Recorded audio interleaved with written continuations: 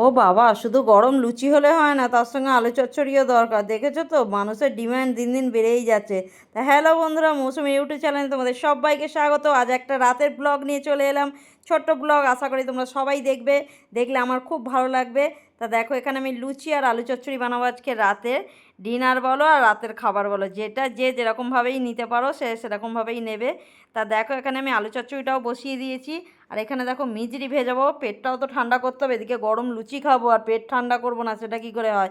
আবার শুধু পেট ঠান্ডা করলেও হবে না, জানো তো, আবার পেট পরিষ্কার করারও চিন্তা করতে হবে। তো দেখো, এখানে আমি ইসুকুল ভুসি নিয়ে নিয়েছি। তার এখানে কতিল আর মিজরি সব একসঙ্গেই দিয়ে দেবো। কী আবার আলাদা আলাদা করে বলো তো? সব একসঙ্গে, সবই তো যাবে পেটে, বলো না?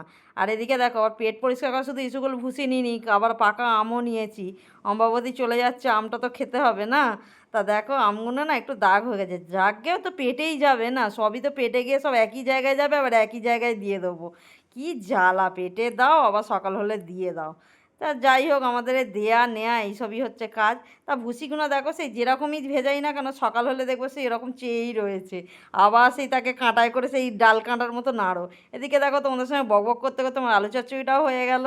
আর দেখো, আলু চচ্চড়ি শুধু বরং গরম গরম লুচি খাওয়া তা হবে না, আবার আলু চচ্চড়ি হবে। আবার লুচি আলু চচ্চড়ি হলো, আবার তাতে হবে না, আবার তার সঙ্গে আবার খাবে মুড়ি। এই দেখো, আবার বলছে লুচি হয়ে গেছে, লুচি দুটো খেয়ে হয়ে গেল, এবার বলছে আমি মুড়ি খাবো। এখানে কাঁচা পেঁয়াজ, আলু চচ্চড়ি, মুড়ি নিয়ে নিয়েছি। আর তোমার দাদাভাইকে বললাম তুমিও খেয়ে দে, আমাকে উদ্ধার করো বাবা, অনেক রাত হয়ে গেছে, অনেক খাটছি সকাল থেকে। এবার ওকেও দিয়ে দিয়েছি, ও বলছে যাও দিয়ে দাও। আর আমি এদিকে আমিও খেয়ে নেবো। খাওয়া দাওয়া সব সেরে এবার মিটে মাটে নে বাবা, বিছানায় উঠলে শান্তি। এখানে আমগুলোও কেটে নিচ্ছি, কেউ দাঁত বার করে আছে। আমার ভিডিওটা ভালো লাগলে লাইক কমেন্ট শেয়ার করে।